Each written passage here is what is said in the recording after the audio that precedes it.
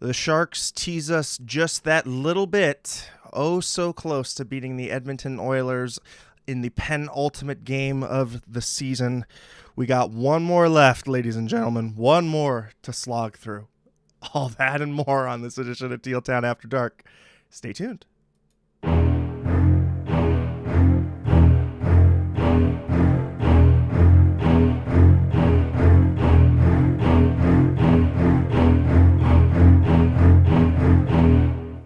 But first, if you want to be a part of the show and interact with us, check us out across all the social media platforms, that including the Twitter, Instagram, Facebook, of course the YouTube chat, SoundCloud, Reddit, and all the shenanigans that go down in the Discord. Check that out and more at tealtownusa.com. I am joined by two lovely guests, Miss Dana May and Mr. Puck Guy 14. Good evening, ladies and gentlemen, or lady and gentlemen. The Sharks lose it in overtime 5-4. And quick wide brush thoughts, Dana, as we go into it.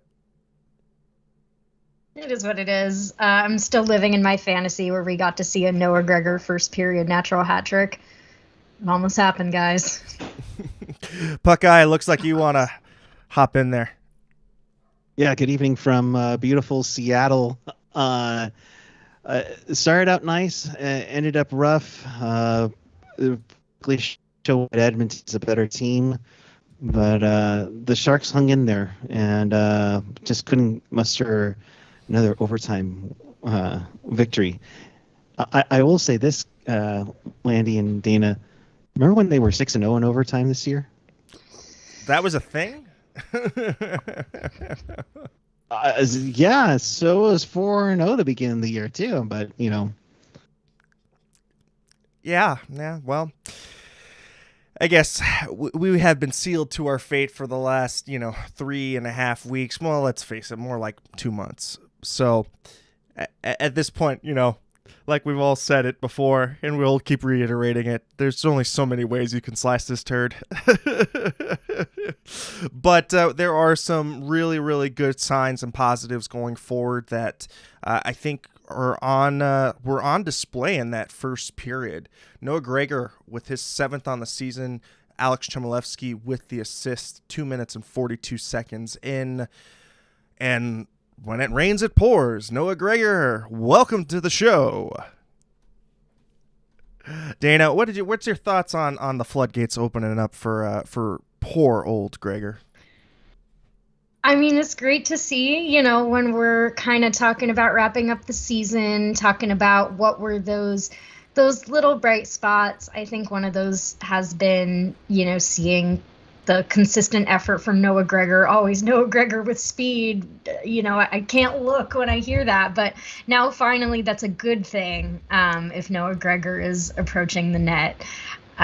So happy for him. And I mean, it's great for him to do that in front of apparently 50 to 30 friends and family. I don't know if y'all caught that intermission interview. Yeah, they asked him, how many of your friends and family are here? And he said he didn't know, but somewhere between 50 and 30. So he's a very popular guy, and that's like half the population of Alberta. So well, isn't everybody related up there? Yeah. Sorry, I just had to have the Edmonton bump. Okay, I'm sorry. I just had to do it. You guys are going to the playoffs. Okay, that's all we have. That's all I have. Puck Guy, what are your thoughts on Gregor kind of opening it up now? Do you think it's going to be a little? I mean, it's a little too late, but going into the next season, I mean, it's good to see some signs of life here at the end. Right, you hit it right on the head. It's nice to see that he's getting some chances, and they're going in for him. The poor guy has been giving all he can, trying to do whatever he can, outside of getting pucks on net, but now getting shots on goal and now getting the scoring touch. It's nice to see. It's something you can build confidence in as you head into the summer, and hopefully when you come back in September for training camp, things could be on the up and up for Noah Gregor, who's going to be Training camp for him next year is going to be a big one for him. Well, I mean, my, he comes back 26 seconds later and scores his 8th. And this one, 3 minutes and 8 seconds in, Bordeleau getting the assist there. And again, I think we could give both Chmielewski and Bordeleau shadow assists on both of those. Those three have been dynamite together. And it is just awesome to see the young Bordeleau coming in and being the stir stick in that martini. Dana, what are you seeing from Bordy that's really making him kind of, I don't know, we've seen guys be a flash in the pan, but it seems like he's a little different. Yeah, with these guys coming out of college, they have a much more complete game. I think that's really evident in Bordeleau. He looks so confident out there. Like, I mean, no, I would be too after being the hero of a game despite still not technically having an NHL goal. Exciting stuff. Clearly, they taught him well over in Michigan. Because all his seems like all his teammates are coming into the league now, and they're all having lunch with each other every time they play each other. So clearly, good stuff happening over there in Michigan. But that's nothing new. Another thought on Noah Gregor that occurred to me. I just remembered that he didn't make the team out of training camp at the start of this year. So clearly he's going to be looking for that to change. He's made a better case for himself of recent games. So that's going to be interesting. Bordy, I think there's not a doubt. Puck Guy, what's your thoughts on Bordeleau and just how his immediate impact on the roster? It goes to show you that DW Jr., this one's a great find so far. I mean, yeah, we've only seen him for a handful of games, but Dana, you hit it on the head. The guy is exuding confidence. He definitely has, offensive playmaking ability, which we've seen from other well-known Sharks. We're not going to name them because we're not putting them in that same spot. Or for Bordeleau being in that same spot just yet. But I think, yeah, he learned some greatness in Michigan, and you know what? He'll probably have lunch with Matthew Beniers tomorrow. Yeah, that's for sure. I mean, the whole line just really looked dominant and looked dominant in that first period, and it was evident on the shot clock. At the end of the first period, the Sharks would be up 17-6 on Edmonton. It looked like Edmonton walked into this one thinking, we're not playing for anything, and it kind of caught them off guard, that's for sure, because it took until 9 minutes and 17 seconds into that second period for Ryan McLeod to get his 9th on the season. Yamamoto and Bouchard with the assists, and it would come on the power play. And Puck Guy, I mean, we've been seeing this PK starting to leak a little bit of oil. Do you think it's just a sign of fatigue? Do you think that there needs to be more shuffle in that PK, get more guys involved on the PK?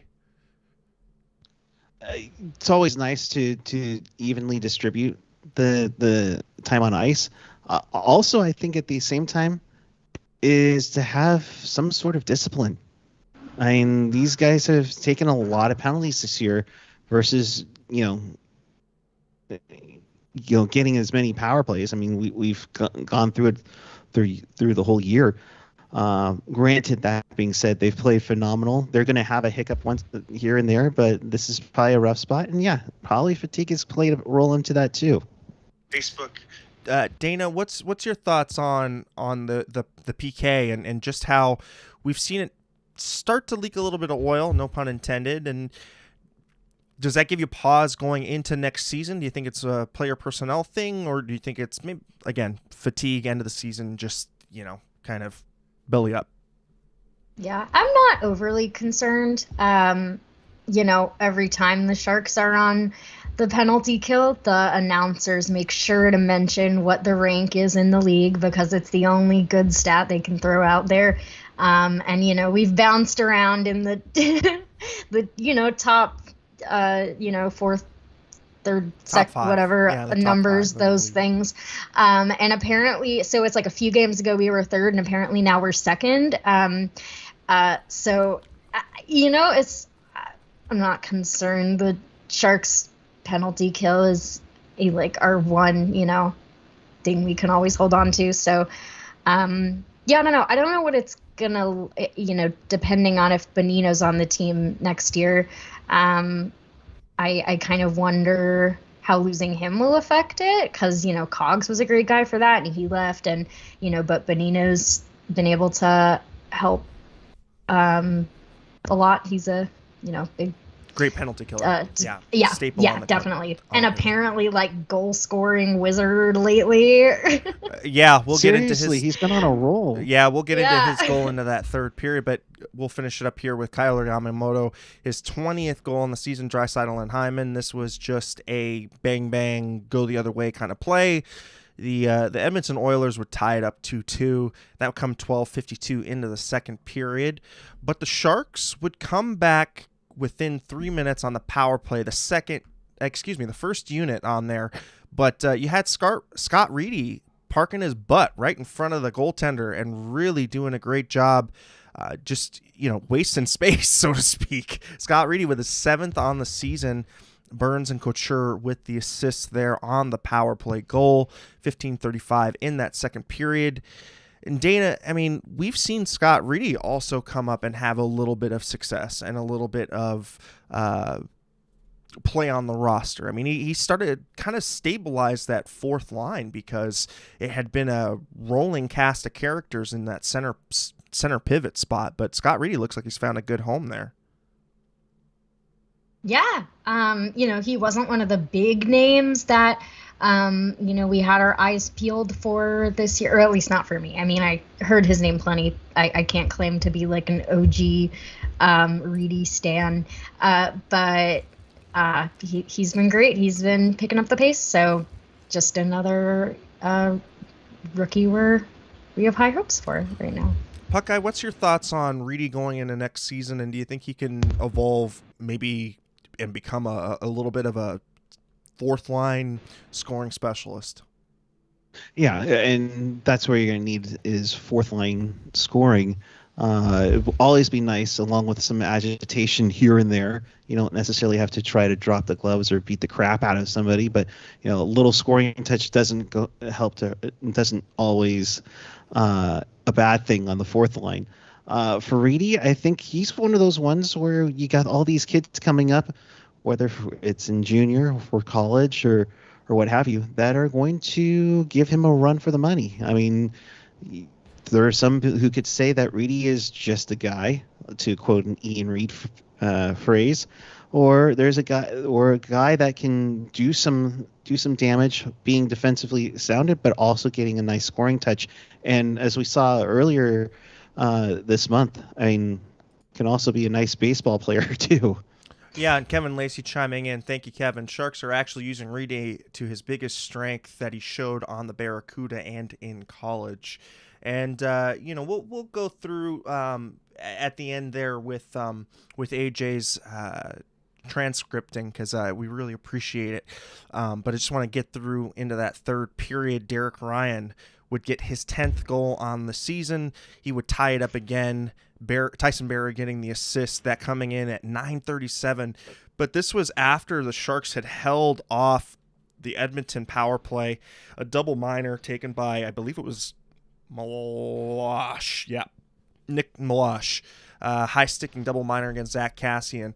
Unfortunately, I mean, they did a great job killing that off. And I don't know, would it be one of those wait a minute. Sorry. I think I got something out of order here. The double minor came at 13:10, excuse me. Okay, this was the tying goal. Okay. Now it makes sense. I just got it mixed up there because I saw Nick Bonino's goal.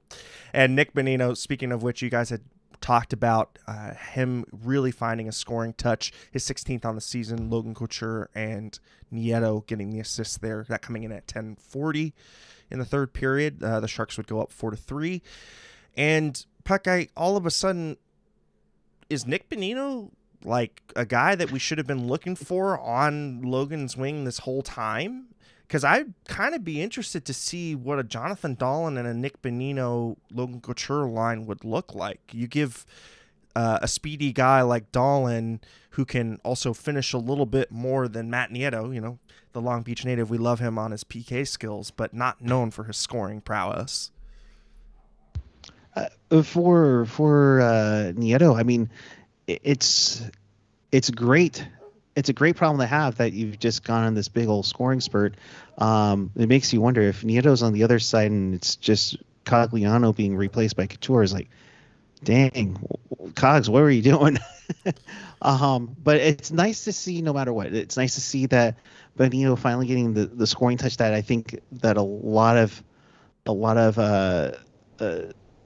us were expecting. I think we were expecting that 10 goal mark roughly. I know Jerk was mentioning, if you can get a goal or two, and maybe that was Cogliano, but I mean, to have that support from the third line is nice. But to have Bonino come in, with his 16th.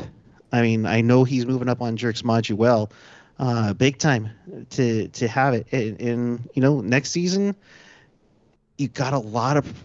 I don't want to say a lot of problems to deal with, but you have a lot to figure out with your forward lines. I think a lot of them are good problems, versus like absolutely, bad. But a lot of it's like choices between guys who are probably capable, as opposed to like who do we even put here. Personally, I like Bones on his own line just because I feel like. Obviously Couture's been like a little bit starved for talent on his line, whereas like Hurdle gets all the shiny toys. But I just, since we have so many young players, I think it's good to have, hopefully at least one kind of, veteran or like experienced player per line, if that makes sense. Yeah. I think that you've got a veteran on each line, and to kind of stabilize and to help, on the back check, and to kind of help defensively, a line where the players need to be. The Edmonton Oilers would continue to be his thorn in the side, though. Philip Broberg with his first goal in the NHL against the San Jose Sharks. Just another one. McDavid and Puljujarvi getting the assists there. And Puckeye, Dana, why does this continue to happen to us? I ask you collectively because I am just I don't get it. Can you clarify why does what happen to us? Rookies get their first NHL goal against the San Jose Sharks. We'll get to my post-its later, but this one literally says, "Back to Sharks bread and butter, giving players their first NHL goal. How charitable," with a heart. Yeah, it's one of those ones that's hashtag that's so Sharks. And unfortunately, that just keeps happening. There's nothing to it, I just don't At least it wasn't like a fancy dipsy-do, dunkaroo, whoop-de-doo with dangles. And Dana breaking at the post-its already. I love it. Yeah, okay. For me, I was a little more frustrated that McDavid got a point because I was so excited to come on here and be like, well, at least we held McDavid off the score sheet. Nope, we did not. Did we hold Kane off the score sheet? Okay, small mercies. I'll take it. We can have some nice things, not all nice things. Thank you, Kevin. Now we get to the epic penalty kill. That was the penalty kill, just doing yeoman's work and saving it to overtime. But it ultimately would be a wasted effort. Zach Hyman going on the other way on a 2-on-1. Not Ryan Nugent-Hopkins to Zach Hyman, buries it for his 27th of the season. Brett Kulak would also get a a gimme assist on that one as well. And that would end the night. Reimer deserved better. I think the Sharks probably deserved a little bit better. But unfortunately, the bounces don't go your way, and the crapshoot is 3-on-3. So, Dana, what do you take away from tonight's game? I mean, if all at anything, or do you just kind of look at the bright spots and say, "Hey, let's just get this thing over with"? I mean, it was okay. I'm just kind of like meh. Like I said, I was just annoyed they went to OT because I have to get up early tomorrow morning. So I was like, just aren't going to OT. But they did. It was, I guess, overall fairly entertaining. The Noah Gregor getting 2 goals back to back, that was fun. A high point of the game, kind of went not downhill from there, but not uphill. Okay. Yeah. Yeah, I was gonna say you give him kudos to Gregor getting 2 goals. First multi-goal NHL game. You give him that. Reimer played fairly well on this one. At the same time, you see Edmonton's resiliency about coming back, and we'll see how they fare against LA. That's one of the for sure playoff matchups that we know. The other thing, I mean, when you blow the 2-0 lead and have Edmonton with the firepower that they have come on strong and not give up, and they stay resilient, but you got to find a way to be smart and sound with everything here. But these are the games where I think in like a year or two, we hope instead of 5-4 losses, these are 5-4 wins. They just need to get that little bit better. Yeah. I think it's both a maturity and a talent thing, and hopefully we'll see what gets addressed in the off season, and we'll touch on it a little bit after we finish off the shots on goal and the rest of the stats for this evening. So the shots on goal would end up being 44-31 in favor of the San Jose Sharks. The faceoffs would be 58% in favor of the Sharks. The Sharks would go 1-for-1 on their power play. The Oilers would go 1-for-4 on theirs. 18 hits, 23 hits in favor of the Oilers. 16 giveaways Sharks, 17 giveaways Oilers. That's blocks. Giveaways would be 10-16 in favor of the Oilers. So, wow, it's even a bigger disparaging stat there. And that kind of looks like a Todd McCullough-esque coach team, doesn't it? Well, you have one of his better assistants in Jay Woodcroft taking over the helm. I mean, they were the 5th in the Pacific. Yeah.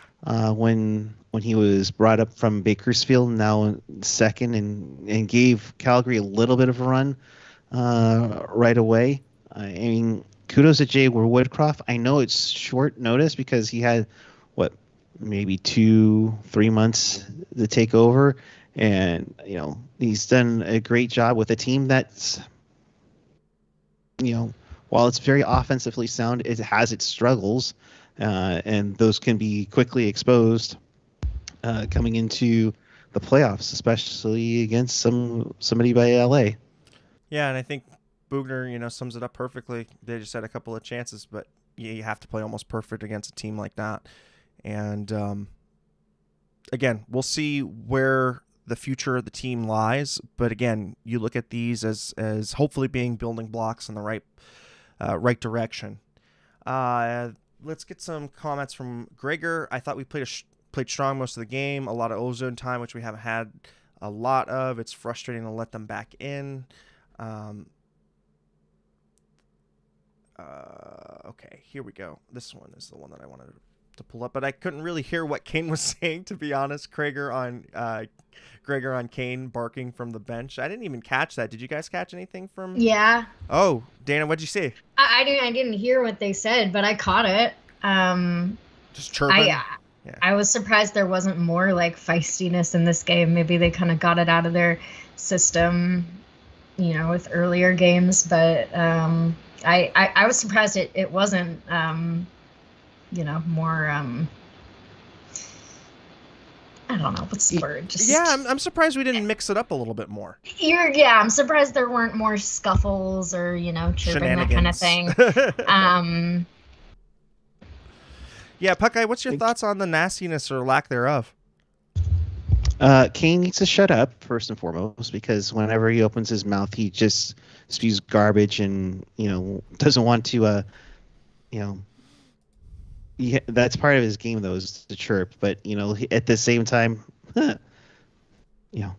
okay. I know he go after Merkley during this game. That's where my spotty internet was bad as I was in the Space Needle. But I was like, you're going after the guy who took care of your kid. Okay, sure, go for it, Kane. Whatever you need to try to make yourself look good. But he's had a heck of a season for the Oilers. But sometimes you just need to shut up. I mean, this is a nothing game. You already have the second spot clinched. Just get through this healthy and then get ready for your playoffs. You don't need to go after your old teammates, but you do you. Yeah, right. Exactly. You do you. Well, that'll end up this game tonight, and I guess we'll go into a little bit into playoff preview and getting those matchups finally set in. I mean, this is the first cast I've had that we can enjoy Vegas not being in the playoffs, the revelry that is. Dana, please tell me how excited you are for Vegas not to be in the playoffs. I love it. I feed off of other teams' misery at this time of year. I feel bad for Jack Eichel. Like, it's funny to dunk on him. I don't think it's his fault. I do feel bad for him. But I mean, yeah, it's just karma in like the most delicious way. I think, it was fun to hear that some of the Sharks were getting texts from other players being like, "Oh, thank you for beating Vegas." Like, nice. That makes me happy. And then what I wouldn't give to be a fly on the wall, when they're having the off the record conversations about that kind of thing. Yeah, and then some unholy union of Kings fans and the Kings Twitter decided, maybe we should team up with or at least throw a bone to our brothers in the North. Kind of interesting. Another longtime rival, but it seems like we've all embraced the hatred towards the Vegas Knights. Eric, what is it about Vegas? It's the entitlement. It's the entitlement and what they got early on, especially in that first season, because they all expected, well, this is great. First season we can make the Stanley Cup final, we can look this good and get everything handed to us. It's like it's that kind of that silver spoon mentality. It's like, oh, we got everything handed to you, when everything and they can moan and groan about what happened in 2019. I know there's somebody that keeps using the hashtag not a major, and you know what, not a 3-1 lead that was blown. Not a game like 6 overtime shorthanded goal that was blown. But that's the thing, though, Landy. And sorry to cut you off, but the thing is that they think this was so easy. Sorry, it's not. Things happen, injuries happen, you get unfortunate bounces, and then you treat your players like crap. You have to wonder how much of an impact that move to get rid of Fleury had on this team. Not just with the fan base, because the fan base is still pissed about it, but you wonder what it is in the locker room. Yeah. I think you're totally right there, and you got a bunch of valid points, and I think again we're all kind of laughing over the corpse that is the Vegas Golden Knights, and I think that there's some valid reasons for sure.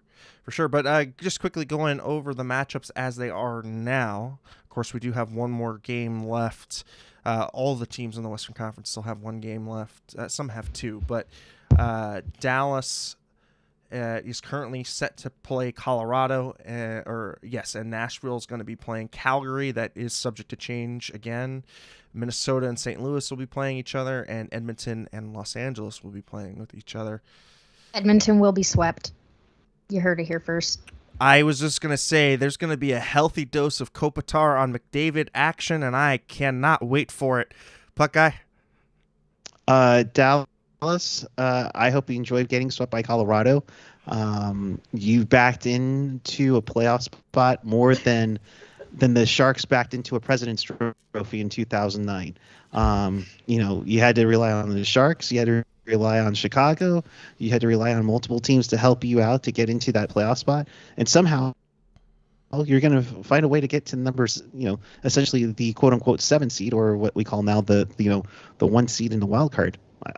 I barring Joe Pavelski doing Joe Pavelski miracle things, and Jason Robertson being there with Rupe Hintz, but that's a one-line team. Right. And Dana, I wanted you to kind of cover the St. Louis and Minnesota series, because I do know that you're going to be watching that one with a very keen eye. Because someone split allegiances. But the Sharks are my main team. I don't deny that. Well, when are you going to do your Let's Go Blues in hit? A Blues jersey? I'm working on it. Well, you can watch the last show. You'll see me in a Blues jersey. Dana, what are you excited about this matchup though? I mean, first of all, it's like frustrating it has to happen in the first round, because like those teams are both really good and they should not have to play each other in the first round, but it'll be entertaining. I mean, I think the Blues are going to win. My non-biased opinion. As far as playoff choices, tend to go with the teams with, the toughness, the grit, whatever. It's cliche, but it tends to be the case.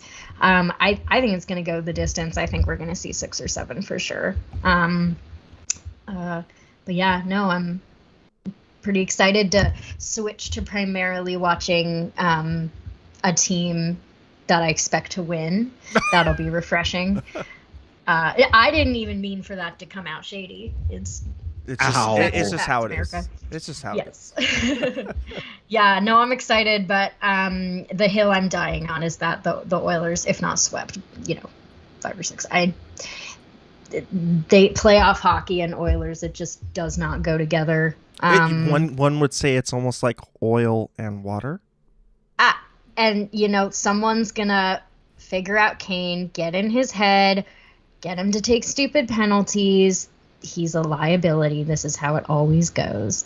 I will dye my hair bright green if they make it past the second round. And I think, cover, because since nobody else has got That's not a promise. Since nobody's got Someone clip that. A horse in this race.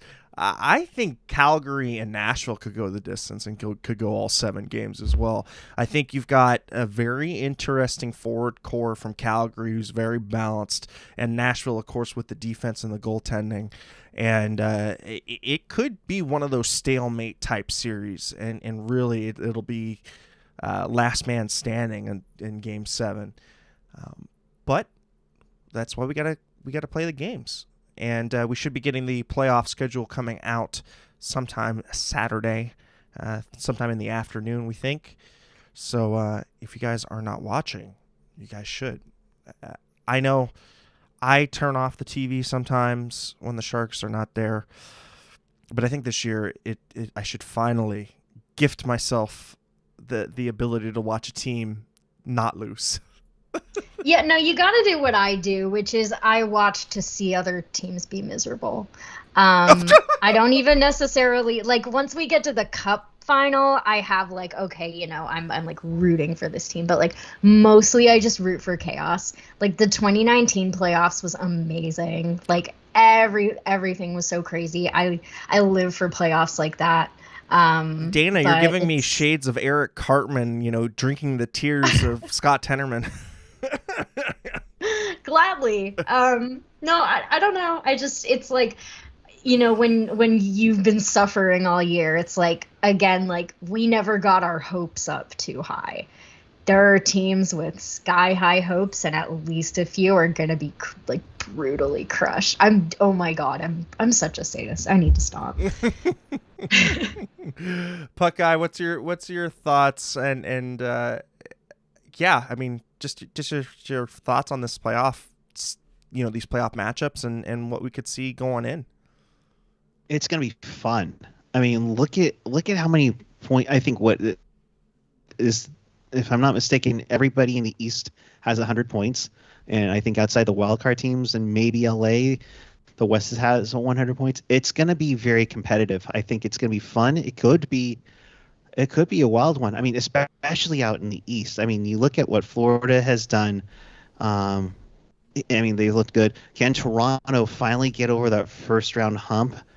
I mean, last I checked, it's still Tampa.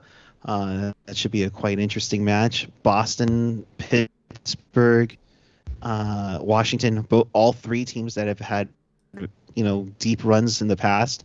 Can they do it again? I mean, it's going to be fun to watch. And in a way, it's nice to not be be in the postseason, because that way you can enjoy the chaos, as Dana would say.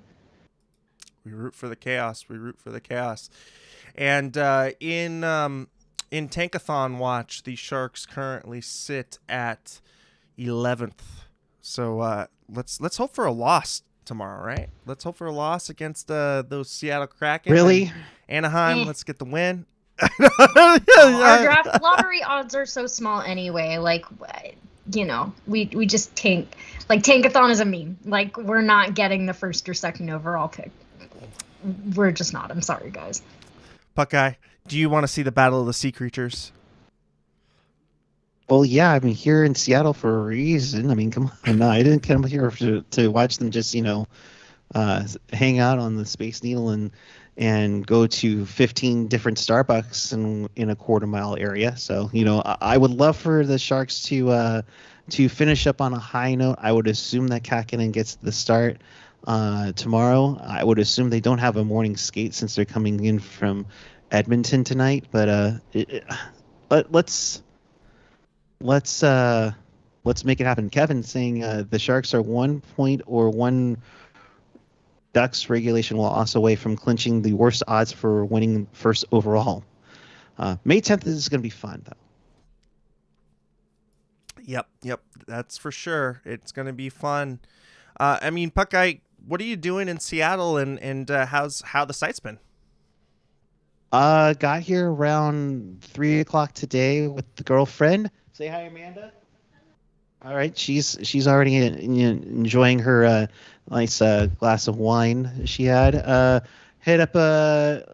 We kind of were trying to see how close we were to Climate Pledge Arena. We're at a hotel that's literally, I can see the Space Needle from the window over here, and nice little 10-minute walk from, if that, from the hotel to the arena. So it's gonna be fun there. And tomorrow, one of our original supporters, Gen X, we're gonna get together and meet up for a little bit. So it's gonna be nice to see and enjoy a hockey game in a new, I hate to say barn, because we went by it today and it's freaking beautiful. Yep, Climate Pledge Arena. I'm gonna be excited to get your take on it firsthand tomorrow. That will be sure. For sure. Kevin Lacey saying, "Have some fish for me, Eric, and watch out for counterfeit $5 bills."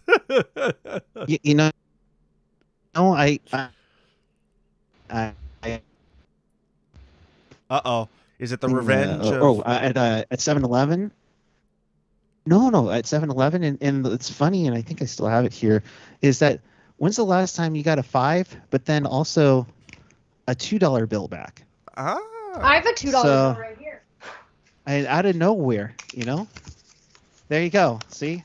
Are they reprinting Dana? them? They look new. They look fresh. No, it looks. It's not as fresh as Shark's Late Night Confidential. Some though. ASMR for y'all. Yeah. And now, for your entertainment and viewing pleasure, $2 bill. 2009. 2009. Okay. A great year for pop culture, if I may say so. Seriously.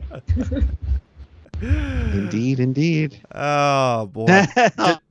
Oh yeah, my connection. Oh, that's hotel internet for you, folks. I was just gonna say, is the ghost of Conrad Hilton coming to kill your internet? Wouldn't surprise me, unfortunately. Well, I think that's a good place as any to start wrapping this thing up. Dana, let's get your final thoughts on the evening and where the people can find you. Yeah, I do have a few post-its. Oh, post-it note. Oh. See, this is why we have to go into the off season, Eric. I've taken it down as my project to get a little segment opening, a video opening of Dana's post-it, and we'll have, a transition of post-it notes fly in. Sounds good. I'm excited. Although we need to make sure that we're okay if we had some post-it notes on the side, we don't get contacted by Dana's lawyer. Oh. No, they're busy suing Ian. So. Well, take it away, Dana's post-it note corner. This one aged great. First period, Malash good? ? Gregor hometown goal. That's nice. Little spring in their step after Vegas was eliminated. That's my theory, because they were like off the jump in the first period. Again, didn't last. But still high on that Vegas win. Yeah. Why are they starting Reimer? Let the man rest. They're seriously like and I get it. He wants to play.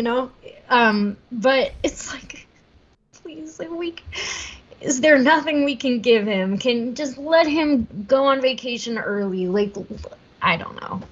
But he seems like a team player who, very likely wants to continue doing his part. I'm not in his mind, so I don't know. But feel for him. I mean, obviously his save percentage at the end of the night doesn't look awesome, but he made some pretty good saves, off of some pretty some Edmonton offensive powerhouses. So at the end of the day, I thought it was another solid game from him. Not one of his best, but he did the job. Let's see, what else have we got? Yeah, no, I made a note about Gregor and Kane having a little back and forth. Yeah, I said I'm surprised this game isn't feistier, because it would, there was like a little kind of scrap between on the Merkley hit, like, right? But other than that, not a ton. So whatever. I guess maybe they're being more disciplined. Maybe that's been a message in Edmonton. Maybe missed Keith cross-check. That was annoying to see. But then there was a penalty called like pretty soon after that. So not a ton of penalties this game. Again, surprising. There was like a few here and there, and then the double minor towards the end. But yep. Yeah, and then the one about us and our very on-brand allowing people their first goal. All good points. All great, great takeaways from this one. It's important to support the kiddos, right? It is. Yes, it is. All right. Now if Bordeleau can get his first goal tomorrow, that would be great. That would be great. That would be icing on the cake. He deserves it. Icing on the absolutely on the crap cake, the cake of crap, but it's icing. Okay, Dana. Well, let's start you off with where the people can find you and what your final thoughts are. Yeah. So you can find me at Dana Meyer, whatever, how you want to pronounce it, with the 2 Y's on Twitter, and also that's my Instagram handle. And then my assistant here. Oh, come on, baby. She's here to promote her social media as well. Come on, baby. Come on, baby. Good girl. Good girl. You can find her at Margie, MARGIE _the Queen on Instagram. Ooh. Hashtag Teal Town Pets, people. Hashtag Teal Town Pets. Well, it looks like, oh, darn. Puck Guy, you were stuck in just the best position. It was so memeable. But what's your final thoughts on where people can find you? Hey, it's thanks for having me on. Sorry it took me forever to get from the top of the Space Needle down to the hotel. But really looking forward to showcasing a lot of stuff on the socials. So be on the lookout on the Twitter and the Instagram for us. Might be posting some stuff after we're finished here. It's going to be fun to get to experience the Climate Pledge Arena tomorrow. It'll be fun, and it'll be great to chat with you guys as we give our season finale of Teal Town After Dark for the 21-22 season. That's it. Oh, yeah, and PuckGuy14 on the Twitter and the Instagram as well. Back to you, Lindy. Well, just giving everybody a heads up that tomorrow we will be talking with Sharks President Jonathan Becker about the San Jose Mayoral Candidate Forum regarding the Downtown West development. So stay tuned for that being posted later on in the evening. And I think Mikey J had it right for as far as my final thoughts go. The kids are all right. And you can use my first name, that's ERIK, and my last name, LANDI, across all the social media garbage. In case you missed us and you want to check us out again, check us out across all of the podcasting platforms, that being the Apple Podcast, the Google Podcast Store, Google Play Store, the YouTube Rewind, SoundCloud, Spotify, TuneIn, and of course iHeartRadio. All that and more at tealtownusa.com. Thank you so much for joining us, everyone, and we will see you tomorrow for the finale.